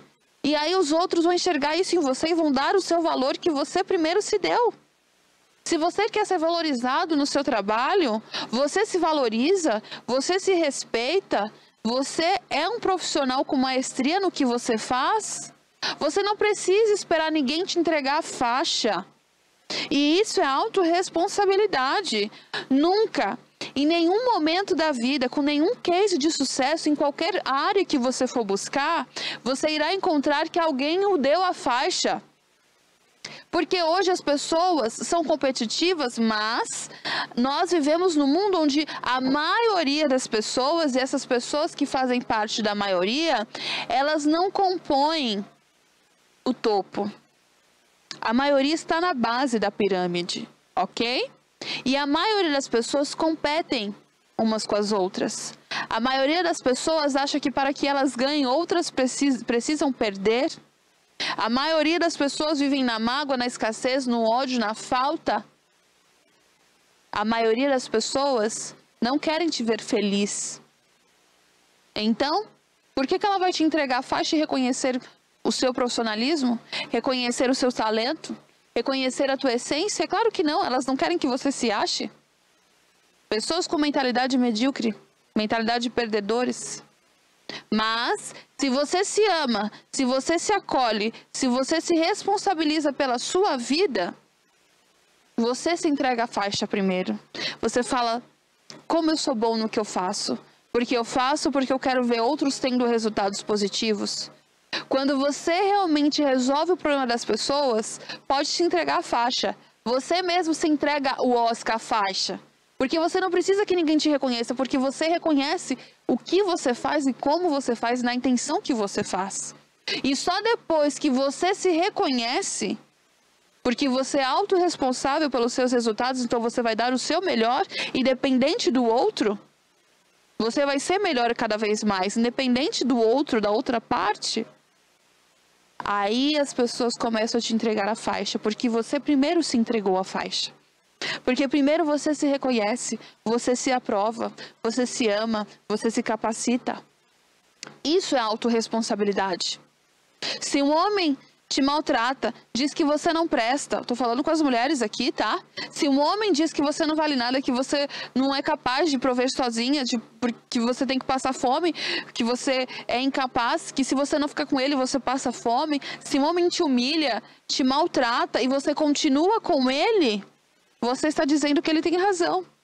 Por que você não toma a autorresponsabilidade e fala, olha, eu não concordo com o que você fala a meu respeito e como você me trata. Então, dá licença, eu vou pegar isso aqui e eu vou cuidar da minha vida. Eu vou sair daqui e eu vou me sustentar, eu vou cuidar de mim e eu vou ser melhor no que eu puder ser cada vez mais e mais. Autorresponsabilidade é você se colocar onde você deseja estar. A autorresponsabilidade é você entregar o melhor, independente que alguém venha reconhecer ou não. A autorresponsabilidade é você limpar o que você sujou na sua vida, em todos os aspectos, metaforicamente falando. Entende? Porém, a mentalidade de escassez é o vítima. Ele culpa todo mundo porque a vida dele não está boa, menos a ele mesmo. Quem é você? Você culpa as pessoas? Ou você fala, eu errei, eu estou errando e eu decido mudar? A autorresponsabilidade é você entender que tudo começa e termina em você. Que tudo depende de você para melhorar. Se você quer algo, seja isso. Se você quer receber algo de alguém, entregue primeiro. Entregue no amor de benevolência. O amor de benevolência é você fazer para o outro sem troca de nada. Porque você não faz porque o outro merece. Você faz porque é isso que você é e é isso que emana de você. E, como existe um campo quântico, vai voltar para você, matemático. Quem é você? Qual é a tua mentalidade? A mentalidade de abundância, ela produz mais. A mentalidade de mediocridade, ela consome mais. Você aí das redes sociais, você mais fica olhando a vida dos outros, consumindo o que os outros publicam, ou você publica mais, ajudando, somando mais? Você na empresa é aquele que produz ou aquele que tira? Você precisa entender em qual jogo da vida você está jogando. Porque o governante, o líder, ele produz mais, ele ensina mais, ele vai abrindo os caminhos, ok? Então você tem que ver, você só consome, você não produz nada? Então você é um parasita? Você fica ali tirando dos outros? Você tem que entender quem você é. Só pode ser abundante quem transborda, quem produz. Então você aí, se quer alguma coisa, se quer sucesso em todas as áreas da vida, você precisa ser produtivo em todas as áreas. E produzir com suas palavras, com sua mentalidade, com seu comportamento e com o seu sentimento. Mas não só isso.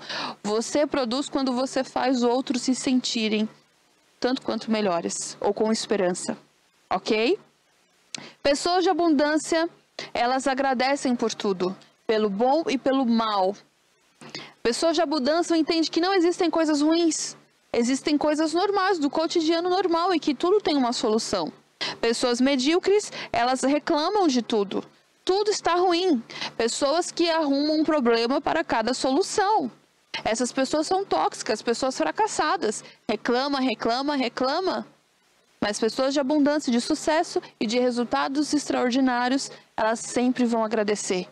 Porque ainda que aconteceu uma desgraça, elas vão agradecer porque daquela desgraça, com certeza, há grandes lições, nas quais ela não precisa cometer alguns erros novamente, ou pode evitá-los, ok?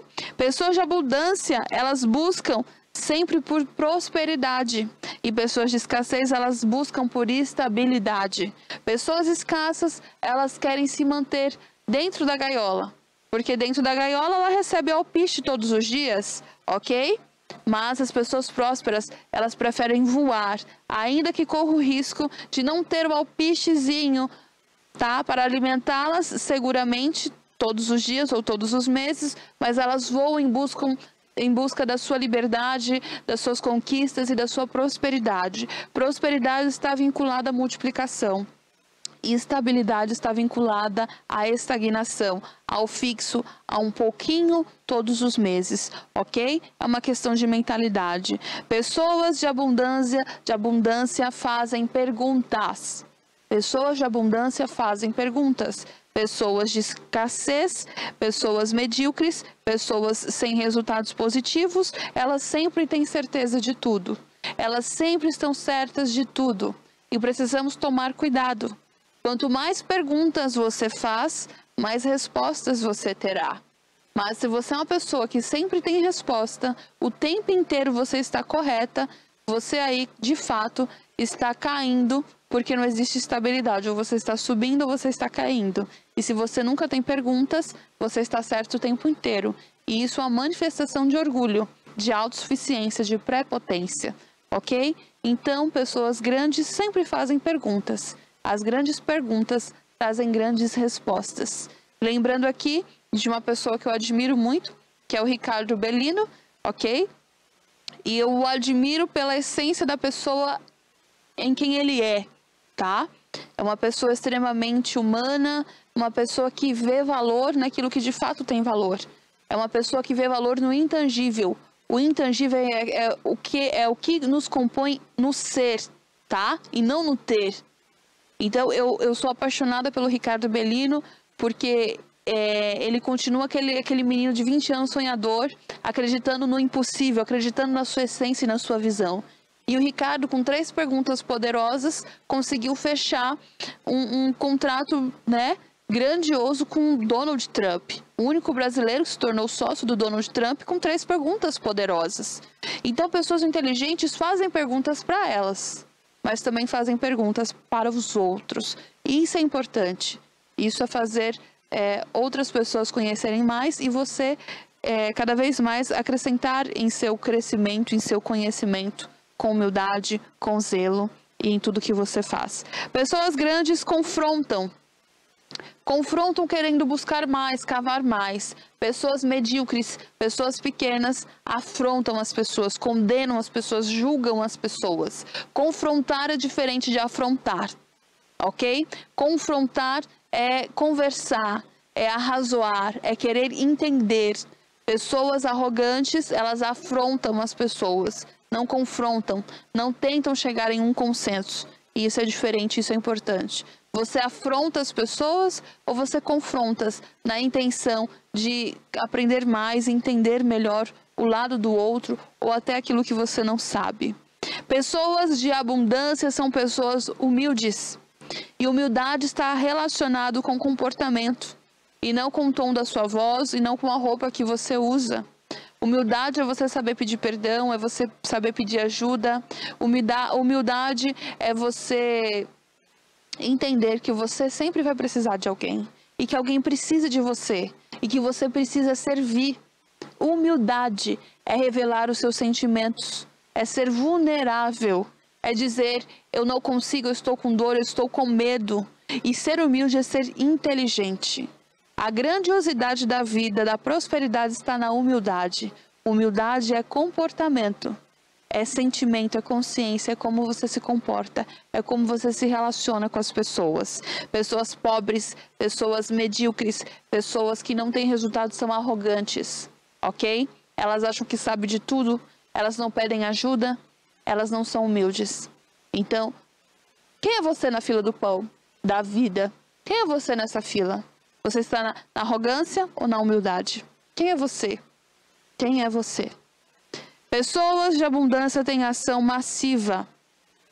Elas agem com velocidade em direção aos seus destinos, aos seus sonhos. Pessoas medíocres, elas vivem na inércia. Elas ficam paradas esperando acontecer alguma ação milagrosa para poder agir. Pessoas de resultado, elas agem massivamente. A ação massiva é fazer o que tem que ser feito. Pessoas de abundância são ensináveis. Olha só, no mundo onde nós vivemos, tudo muda e muda muito rápido.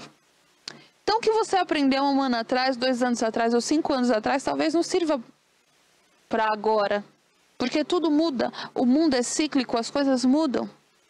Se você não tiver um coração ensinável, se você não for uma pessoa ensinável, você é um arrogante, uma arrogante. E não tem como você avançar sem cada vez mais ser ensinável, calçar a sandália da humildade, sentar na cadeira e cada vez mais e mais aprender. Quanto mais nós aprendemos, nós entendemos que não sabemos nada. Então você é ensinável porque as pessoas de pequenos resultados, elas são prepotentes e não querem aprender mais. Elas acham que o que elas já sabem é o suficiente, ok? Pessoas de sucesso aplaudem o sucesso do outro. Pessoas ricas, pessoas felizes, ficam felizes com a felicidade do outro. Pessoas ricas ficam felizes com a riqueza do outro. Pessoas pobres, pessoas medíocres, pessoas frustradas ignoram o sucesso dos outros. Quando você vê alguém feliz, alguém com sucesso, você aplaude, você dá os parabéns. Porque se você faz isso cientificamente, isso vai acontecer nas suas células e isso vai acontecer no teu DNA e na tua realidade. Se você ignora o sucesso do outro, se você acha que qualquer pequeno ganho não é ganho e você desfaz isso, você é um medíocre, você é um arrogante, você é um competitivo medíocre que não aplaude o sucesso, a felicidade alheia. Pessoas grandes aplaudem, vibram, ficam felizes quando olham para o sucesso, a felicidade do outro. Porque quando você aplaude é para você também. Você muda sua fisiologia, você muda sua mentalidade. Isso tem a ver com o seu caráter, tem a ver com a sua realidade. Então, quais são os comportamentos que você tem tido? Se você ignora o sucesso e a felicidade dos outros, isso não é realidade na sua vida. Mas se você aplaude, se você vibra quando você vê alguém feliz, quando você vê alguém vencendo, você também se torna um vencedor. Então, você aí precisa entender quem é você nessa fila. Pessoas, resumindo, já estou finalizando, pessoas de sucesso, elas servem os outros. Pessoas que não têm sucesso, elas são pessoas que sempre querem ser servidas 24 horas. Você tem um espírito de servir? Se você serve, com certeza você é uma pessoa gigante, uma pessoa de muito sucesso. Se você só quer ser servido ou servida, você é uma pessoa extremamente medíocre em tudo que você é e em todos os seus resultados, ok? O segredo sempre está em quem serve mais. E por fim, pessoas de sucesso, elas pensam a longo prazo. Elas não só pensam no aqui e no agora, elas pensam no futuro. Elas entendem que tudo na vida se resume no plantar, no regar e no colher. Pessoas pequenas e medíocres são imediatistas. Elas só querem o aqui e o agora. Elas não pensam no futuro. Elas não plantam no futuro. E por isso elas são as mais infelizes, porque não vivem um processo. Ok? Você é um imediatista ou você vive pensando no longo prazo? Na verdade, o conhecimento, o crescimento e o sucesso não é um golpe de sorte, como também o fracasso não é um golpe de azar. O sucesso ou o fracasso é uma combinação de mentalidade, de sentimentos e de comportamentos congruentes ou incongruentes. A minha pergunta para você hoje é: quais são os seus comportamentos? Quais são as suas combinações de pensamento, sentimento e comportamento? Essas combinações serão o teu golpe de sorte ou o teu golpe de azar. Então, escolha você aí golpear, jogar no jogo da vida para ganhar e não para perder. Um grande abraço.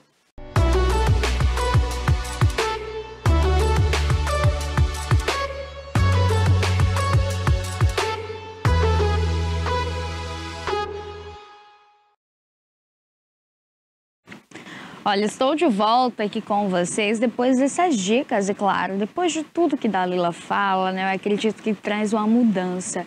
E justamente essa mudança, ela vive dentro de nós. Cabe a você e a mim fazer a escolha certa, fazer a escolha de ser protagonistas da nossa história, fazer com que o nosso rumo, a nossa vida, ela esteja justamente no caminho que a gente deseja trilhar e não sonhando os sonhos dos outros, não deixando de sonhar os nossos por medo, por insegurança e sim acreditando que a gente é forte, capaz e consegue.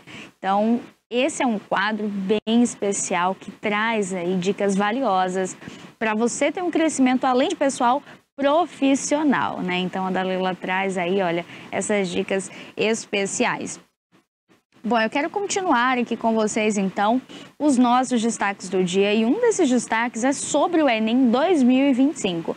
O Enem 2025 agora sofre uma alteração para os alunos do terceiro ano do ensino médio. Existe uma mensagenzinha que será enviada de forma automática para todos os alunos registrados, matriculados no terceiro ano do ensino médio. Coloca aí para o pessoal, Cássio, para eles verem como é que funciona essa mensagem. Olha, chega a mensagem aí então, através do portal ali que o aluno se inscreve no INEP. Então, o INEP, ele faz a inscrição, faz todo o cadastro. Ele sendo aluno do terceiro ano, nem precisa de inscrição, hein? Ele já vai estar inscrito no programa. Então, assim, vai aparecer a mensagem aí dessa correspondente virtual. Olá, eu sou a Nanda, estou por dentro de tudo sobre o Enem. Aqui você pode fazer a sua inscrição e consultar resultados anteriores. O que você gostaria de fazer agora? Página do participante, entrar aí com o site do gov.br ou a inscrição. Alunos, então, matriculados aí com o terceiro ano do ensino médio quase completo, ele já tem essa pré-inscrição. Então, aqueles requisitos que a gente precisa estar fazendo, eles já têm aí meio caminho andado. Por quê, Pérola? Essa é uma mudança que ela precisa acontecer para que os nossos alunos, eles estejam em sala de aula. Principalmente porque a universidade hoje é o que abre portas, o estudo. É uma ferramenta de mudança, é uma ferramenta de esperança. Então, a juventude que amanhã será o nosso futuro precisa justamente desse empurrãozinho. Os alunos aí do terceiro ano, eles já estão pré-inscritos automaticamente e as provas acontecerão ali no dia 9 e 16 de novembro. Atenção, hein? Todos os candidatos devem se inscrever, inclusive quem teve o pedido aí de isenção de taxa aceito. Então você, aluno do terceiro ano, embora seja uma pré-inscrição, você precisa fazer a sua devida inscrição. 100% lá, ó, tudo bonitinho, tudo correto. Então essas inscrições aí, olha, começaram na segunda, ontem, e vão até o dia 6 de junho. Então, assim, quem busca aí uma certificação, quem busca entrar na universidade, esse é o momento também, olha, para você de casa ficar ligadinho, já passar essas dicas, essas informações para seus filhos, sobrinhos, vizinhos, quem for fazer o Enem, você aí que vai fazer o Enem, dia 9 e 16 de novembro. Não esqueça, serão 2 domingos. Esses 2 domingos são dias importantíssimos. Então, seguir ali aquele mesmo ritual. Caneta, olha, não pode ter nada ali que traga uma dúvida do fiscal. Então, caneta esferográfica transparente. O tubo tem que ser transparente, hein? Não me inventa de chegar lá com um tubo colorido, com desenho, com informações, com nada. Caneta esferográfica de tubo transparente, você precisa utilizar. Além da caneta, você tem que se atentar ali às alimentações que você quer para aquele dia, tá? Então, assim, beber muita água, beba água. Agora, não vai ficar podendo ir ao banheiro toda hora, hein? Se eu não me engano, Maria, tenta me corrigir aqui se eu estiver errada, hein? Algumas idas ao banheiro, acredito que 1 ou 2 é permitido. Agora, mais que isso também, eu acredito que eles não deixam. Outra coisa também ali do Enem, um ponto aí para você ficar em alerta, celular. Meu Deus do céu, vou colocar no silencioso, vou botar no modo avião. Confere alarme, hein? Entra aqui nos alarmes, olha. Confere se não tem nenhum alarme ativo, hein, ó. Confere os alarmes. Não tem alarme ativo, Pérola. Pronto, já temos um passo. WhatsApp, tira todas as notificações. Tira som, tira notificação. Outras redes sociais também que você usa, desativa tudo. Depois que desativou, ainda tem uma dica aqui pra você, né? Desliga o celular. Nada de modo avião. Eu nunca confiei fazendo Enem, colocar em modo avião e só deixar lá, ou no silencioso. Eu prefiro desligar. Mas se atentem a alarmes, tá? Porque pode acontecer do celular estar desligado e um alarme tocar.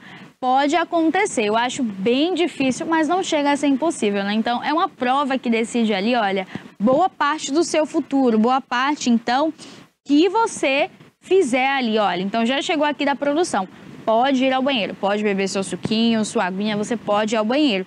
Só que você precisa falar ali com quem está aplicando, o aplicador da prova, ele vai estar ali em sala, você comunica. Agora, a saída da sala, você vai com o fiscal, ou você passa ali também por um fiscal. Então, pelo menos na escola que eu fiz, eu acho que já tem mais ou menos um ano, vai fazer um ano. A última vez, não, um ano não, gente, já tem quase 2 que eu fiz o Enem. E quando eu fiz o Enem, pela última vez, eu lembro que chegando na porta do banheiro eu fui revistada, hein? Eu fui revistada. No ano seguinte, não fui revistada, foi em outra escola. Eu acredito que cada escola também tem uma forma ali, uma ferramenta também de passar essa segurança para o aluno ou de testar realmente se o aluno está seguindo as normas, os critérios, né? Obedecendo a tudo. Então, eu fui ao banheiro, chegando lá, tinha um fiscal na porta, com aquele negocinho assim, como é o nome, produção, que faz a inspeção para ver se não tem nenhum objeto cortante, além do objeto cortante, para ver se realmente não tem nada ali de diferente. Então, assim, passou lá aquele aparelho, aquele objeto, identificou que eu não tinha nada, e aí eu fui lá no meu banheirinho, fiz minhas coisinhas e voltei novamente para a sala. Então, fiquem atentos ao prazo, tá? Horário. Olha que o portão fecha, tem sempre os atrasados do Enem. Quando eu fazia Enem, eu já ficava agoniada, acordava mais cedo, ficava agoniada, pronto. Chegava lá, entrava, procurava a minha sala, ficava quietinha. Quando começava a se aproximar do horário, meu amor, era um desespero, era um corre-corre. Era gente gritando. E quando esse portão fecha, é um chora, é um grita, um esperneia e não desgruda do portão. Fica chorando lá até acabar, na expectativa de conseguir entrar. Mas é super rigoroso, tá? Limite de horário do Enem. Observem os horários, façam tudo bonitinho. E para você aí de casa também, ó, faça sua prova em paz, tranquilo. Uma das coisas que mais dificulta esse processo, que são as provas do Enem, esses 2 domingos, é justamente esse nervosismo, essa ansiedade de querer fazer e tirar uma boa nota. Confie em você, estude e dê o seu melhor, tá? Jogue bola, show, ó. Porque a TVI vai estar mandando aqui boas energias, muita expectativa de que você de casa também passe, seus filhos, os netos, enfim, vai dar certo. É só confiar, ter segurança, respirar bem, hein? Nada de ficar nervoso, fica tranquilo, a prova já está ali na sua mão, dali ela não vai sair. O gabarito já está feito, você precisa agora preencher com o que você conhece. Se não conhece também, releia a questão.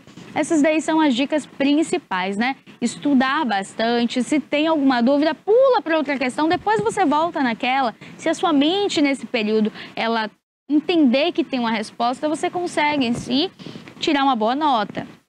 Agora entenda também que essa nota não define quem você é. Essa nota ela vai abrir portas para uma universidade, ela vai abrir portas para você fazer a sua graduação, chegar onde você sonha, onde você almeja.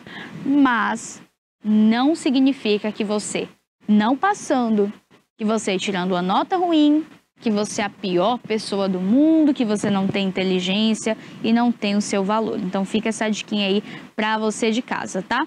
Então, o Enem, você aí, pai, responsável por aluno, por jovens e adolescentes cursando o 3º ano do ensino médio, fiquem ligadinhos porque a pré-inscrição deles para o Enem já está aí, olha, mais do que feita. Então, é importante que a gente cuide aí dos nossos jovens, dos nossos adolescentes, porque vem Enem e é uma época realmente muito difícil. É muito difícil. Olha, eu quero falar com vocês também sobre a frente fria que irá chegar em boa parte aqui do país. Essa frente fria vai trazer chuva, muita ventania e deve avançar aí nos próximos dias. Eu tenho um gráfico aí para vocês entenderem quais serão os estados, então, que passarão por esse processo. E pode chegar aí até nevar, hein? Em Santa Catarina mesmo tem uma cidade que é São Joaquim, que chegou a nevar da última vez. Olha, a onda de frio ela vai se intensificar a partir do dia 29 de maio, hein? Então já fica ligadinho aí você de casa, porque a Bahia passou por esse processo. A gente sabe que teve sim uma frente fria muito forte aqui na Bahia, que inclusive trouxe muitos riscos aí. A gente sabe que tiveram deslizamentos, o trânsito ficou lento, congestionamento todos os dias de chuva. Muito desabamento, tá? A gente sabe que muitas casas caíram, além de tudo árvores, então é um risco, é um medo, prejuízos assim enormes. Então a onda de frio elas serão 5 graus ou mais abaixo aí da média. A queda de temperatura fica entre 3 graus e 5 graus abaixo da média. Então assim, olha, os estados aí, olha, com esse azul mais forte serão os que passam por essa onda de frio com 5 graus ou mais, de 5 ou mais graus abaixo da média. E vai sofrer um risco aí na queda de temperatura de 3 e até 5 graus nesse azul mais claro. Esse azul aí, olha, com uma cor mais fortezinha, a gente consegue observar aqui. São estados que justamente passam já por frio. Santa Catarina não é calor, Bahia é calor. Então, quando a gente está acostumado, adaptado aqui com esse calor extremo, vem uma chuvinha, a gente já sente. Agora eles, apesar de já conviverem com o frio, estar com 5 graus ou mais abaixo da média, chegar a nevar, pessoal. É algo assim que, às vezes, é preocupante, principalmente pelo fato de que a imunidade precisa estar bem, né? Morando no sul ou morando no nordeste, a gente precisa se cuidar. Produção, coloca uma imagem aí, Cássio. Eu enviei agora para a produção, já passarem aqui para vocês uma imagem, basicamente como ficou ano passado, nessa mesma época do ano, em São Joaquim, Santa Catarina. Uma cidade ali, olha, que realmente chega a nevar. E fica assim, tudo coberto de branco. Olha como fica esbranquiçado ali, olha. Realmente é muito frio. Pedras de gelo. As pessoas comentam, né?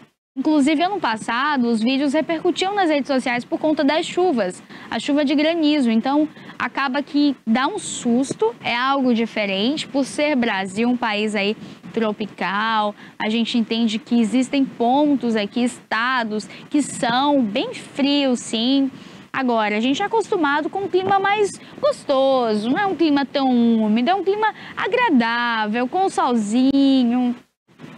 Aí chega um tempo desse, dá aquele susto, né? Mas já fica aí a diquinha para você, inclusive para você que tem familiares aí nesses estados ou que pretende viajar para lá, vai ter aí essa frente fria com fortes chuvas, tá? Então, a Defesa Civil já alerta aí também para esses estados ficarem atentos, porque além das fortes chuvas, vem aí também ventania. E a ventania traz ali também muitos perigos, tá? Inclusive quedas de árvore em rodovia, nos bairros, as ruas da cidade também. Então, é bem perigoso. Já fica essa diquinha aí para você de casa, que a gente sabe, né? A gente não quer nenhum telespectador doente. Eu mesma amo meus telespectadores aqui, viu? Eu chego todo dia, bato papo com vocês. Então, eu quero todo mundo com saúde, todo mundo bem. E, claro, para que isso aconteça, a gente tem o quê? Que se cuidar. E continuando aqui, falando aí sobre questões de saúde, sobre os estados que passam agora por algumas dificuldades devido a essa época do ano, por ser mais frio, tem um surto de mosquito. Ai, gente, eu falo a garganta aqui, olha, tá já pedindo menos. Tem um surto de mosquito acontecendo, então, no Rio de Janeiro. O que está acontecendo, Pérola? As pessoas estão ali passando por um processo onde cada picadinha desses mosquitos acaba, então, inflamando a pele. De que forma? Infecciona. Normalmente, quando a gente dorme e acaba que nesse local tem muita mata ou é um local úmido, pode acontecer, sim, de ter muitos mosquitos. Agora, o que está acontecendo é que, de fato, tem um surto de mosquitos borrachudos que está mudando aí, olha, a rotina dos moradores do Rio de Janeiro, gerando, além de alergia, muitas feridas. A gente consegue ver nessas três imagens. A primeira imagem, ali por volta do cotovelo do rapaz, a gente consegue entender que sim, são as picadas e é um tipo já de alergia, né? O corpo já com essa tonalidade bem vermelha, a gente consegue ver ali ao redor. No meio são esses mosquitos, tá? É o surto desses mosquitos que são conhecidos como borrachudos. E ao lado, na perna do rapaz, a gente já consegue ver ali um processo infeccioso, tá? E já se torna uma ferida e que a depender ali do tempo ou da exposição, pode ocasionar em algo grave. Então, fica essa dica aí para você de casa também. Rio de Janeiro ou Bahia, mosquito picou? Nada de ficar coçando. Eu sei que coça. São João, então, hein? A gente vai pra roça. Aí tem aquela chuva, o tempo tá úmido, ele gosta ali, né, de proliferar nessa época do ano. Então, nada de coçar a ferida. Nada de coçar a ferida. O que você vai fazer? Pérola, faça o quê, então, para evitar alergia, para evitar o contágio e, além de tudo, infecções? Primeiro, coçou? A água corrente, joga água ali, tá? A água, ela é ótima, é uma sua aliada em tudo. A água é bom para a saúde, em todos os aspectos e sentidos. Então, a água corrente. Depois da água corrente, a diquinha é utilizar ali tanto um hidratante ou até mesmo você usar um produto que possa inibir a chegada desse mosquito até o seu corpo. Então, fica ligadinho, quando for ao supermercado ou farmácia, em específico farmácia, tenta comprar ali um protetor, tenta evitar realmente assim, olha, se aqui tem muito mosquito, eu vou evitar ir para lá. Se ali tá a luz, o mosquito rodando, porque o mosquito adora também, e a gente evita chegar lá perto, a gente evita ficar próximo, justamente para evitar esse tipo aí de contágio, né? A prefeitura então disse aí que o fumacê não é indicado para esse caso e que outras medidas são necessárias e serão adotadas. E agora uma comissão foi criada aí na Câmara Municipal de Vereadores no Rio de Janeiro para debater aí também esse tema. Moradores ali próximos a áreas de mata, então no Rio de Janeiro, têm reclamado aí dessa situação recorrente. A gente super entende porque, de fato, eles estão dizendo que a roupa não importa, se é grossa, se é fina, se está com a perna para fora, se está para dentro, não importa, que realmente a situação ela tem se agravado. E quando a gente fala de um surto aí, de um mosquito como esse, que traz lesões na pele, além de uma inflamação também, a gente consegue entender que é preocupante, primeiro porque as nossas crianças, né, não têm ali o entendimento, não sabem dizer o que está acontecendo, como elas estão se sentindo. Então, quando a gente fala a respeito desses problemas de saúde, o que a gente sabe é essas picadas, elas trazem ali um tipo de alergia e além da alergia, elas conseguem também, olha, despertar ali alguns tipos de problemas de saúde. Então, um mosquito como esse, até o momento, não se sabe se ele transmite algum vírus, alguma bactéria. Porém, o que já se sabe é que causa assim, um tipo de infecção, de inflamação na pele, porque o tecido cutâneo que a gente tem, que é esse primeiro aqui, a gente sabe que ele é muito sensível. Qualquer arranhãozinho que a gente tem já fica vermelhinho, qualquer coisinha já sangra. Então, o que a gente sabe é precisa se cuidar, tá? Passar então ali um hidratante, passar um protetor. O que a gente tem que fazer nesse momento é justamente evitar, seja no Rio de Janeiro, na Bahia, aonde você for. Então, essa é uma questão aí que tem preocupado ali as autoridades no Rio de Janeiro, por ser um problema recorrente, e eles não sabem ao certo o que irão fazer para conter aí esse surto e avanço dos mosquitos. Então, o nome científico aí desse mosquito é Similium spp, que é um inseto aí que mede mais ou menos 4 milímetros. O verão é a época em que ele gosta, então, de proliferar. Porém, nessa época do ano agora, em que vai ficando um clima mais úmido, eles adoram também, tá? É interessante para esses bichinhos por conta da umidade do ar, né? As águas, então já fica essa diquinha aí também para você, viu? Nada de água parada em casa. Traz ali à tona, então, o mosquito da dengue. A dengue é muito perigosa. Inclusive, a gente tem relatos aí de dengue hemorrágica, de pessoas que foram para o hospital com dengue e acabam não resistindo. Então, a gente pode evitar essa contaminação justamente fazendo ali o uso dos repelentes, né, que é um protetor contra esses mosquitos. E além do uso de repelentes, evitando também, gente, observou que está cheio de mosquito, tenta fazer alguma coisa. Tem sprays ali também que protegem o ambiente, enfim, diversas formas de você evitar esse contágio. Então, os sintomas narrados aí são inchaço, coceira, vermelhidão e até essas reações alérgicas aí infecciosas. São sintomas narrados aí por moradores do bairro como Alto da Boa Vista, Zona Norte, Rio das Pedras, Itaiangá, Ilha da Gigoia, Barrinha, Morro Branco, Tijuquinha e Zona Oeste. Esses moradores já passam aí por esse surto há quase 7 dias. Então é uma situação que começou ali com poucos, em um bairro só, porém agora aumentou. Então está se espalhando e pode chegar a outros bairros ali da cidade e até mesmo os turistas, né, passarem por essa situação. A prefeitura também falou que não é a primeira vez que acontece nesse surto de borrachudos, porém que em 2025 não era esperado. Ano passado foi uma situação mais controlada e a Prefeitura do Rio de Janeiro disse também que o fumacê, que é usado normalmente para conter o avanço, o alarde e combater esses mosquitos, é ineficiente aí contra o borrachudo e que outras medidas são necessárias. E agora eles fizeram aí uma comissão especial para debater sobre o assunto. Então, um dos criadores aí da comissão, o Marcelo Diniz, que é um vereador do Rio de Janeiro, declarou o seguinte: vem destruindo grandes e pequenos negócios, escolas, áreas de lazer, pontos turísticos e até mesmo igrejas. E quando os comércios perdem movimento, o reflexo é direto nos empregos. E justamente isso, né? Quando a gente fala desses surtos, a gente sabe que a economia sofre e quem sofre de fato é o nosso bolso. O brasileiro, ele desempregado, ele sem dinheiro, como é que vive, né? Então, é necessário aí conter o avanço desses mosquitos, tá? Então é um mosquito bem perigosinho.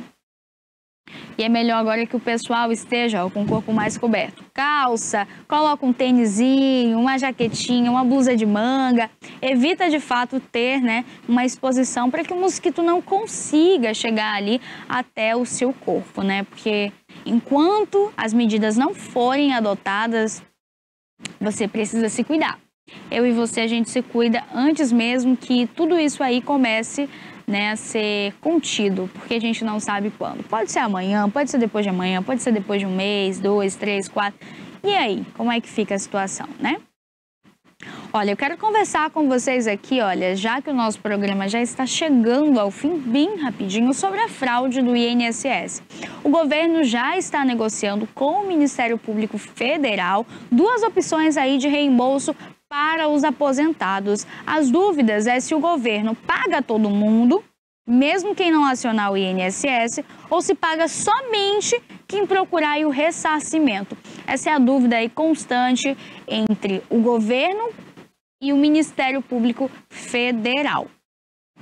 Os integrantes aí da Advocacia Geral da União e procuradores do Ministério Público Federal, eles se reuniram aí na Procuradoria-Geral da República, a PGR, para tentar selar um acordo que resolveria a crise do Instituto Nacional do Seguro Social, que é o INSS. Os descontos aí, gente, que foram abatidos, os valores retirados de forma irregular das contas de aposentados e pensionistas, porém de uma forma mais rápida. A reunião aconteceu ontem, na segunda-feira, e a gente já sabe que foi uma reunião ali bem intensa e tratou sobre os planos para devolver o dinheiro de aposentados e dos pensionistas que foram vítimas aí desses descontos ilegais.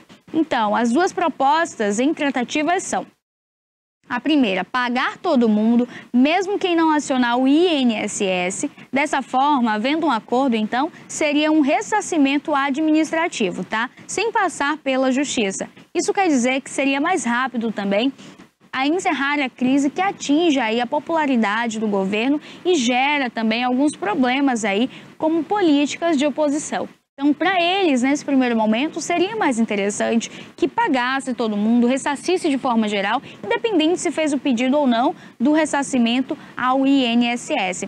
A segunda opção em tratativa é pagar somente quem pediu ali o ressarcimento, que no caso valeria ali para a pessoa que tem o direito, em tese jurídica, dos seus valores que foram tirados de forma irregular, de forma ilegal. Então, só pode ter acesso a esse ressarcimento quem pediria, porém, nesse caso, poderia haver também uma injustiça com pessoas que, por problemas ali de logística, moradia, falta de instrução, eles não conseguiriam fazer esse pedido de ressarcimento. Então, essas 2 aí narrativas são interessantes, porém, uma mostra que todo mundo, aposentado e pensionistas, devem receber esse valor. A segunda é: quem é aposentado e pensionista só deve receber se fizer o pedido de ressarcimento ao INSS. Porém, na segunda tratativa, a gente consegue observar que pode acontecer ali uma desigualdade, tá? Uma desigualdade em termos de pessoas que não têm uma instrução, não têm internet, não sabem o que está acontecendo ou como pode buscar pelos seus direitos, ficarem ali, olha, de fora dessa. Então, agora a gente fica na expectativa de que seja resolvido o mais rápido possível e eu retorno aqui com vocês com atualizações amanhã. Amanhã eu retorno aqui para bater esse papo interessante e trazer atualizações não só sobre a fraude do INSS, mas de mais assuntos. Nosso programa, olha, já está chegando ao fim. Eu quero agradecer a sua audiência, quero agradecer o seu carinho. Você que me assiste todos os dias, porque eu sei que a gente, ó, já tem essa amizade. E olha, amanhã eu retorno. Amanhã é dia de Abraham Feldman com o quadro Entenda Direito, PQP com Toné e Pérolazinha. Amanhã estou de volta aqui. Um beijo especial, fiquem com Deus e até amanhã.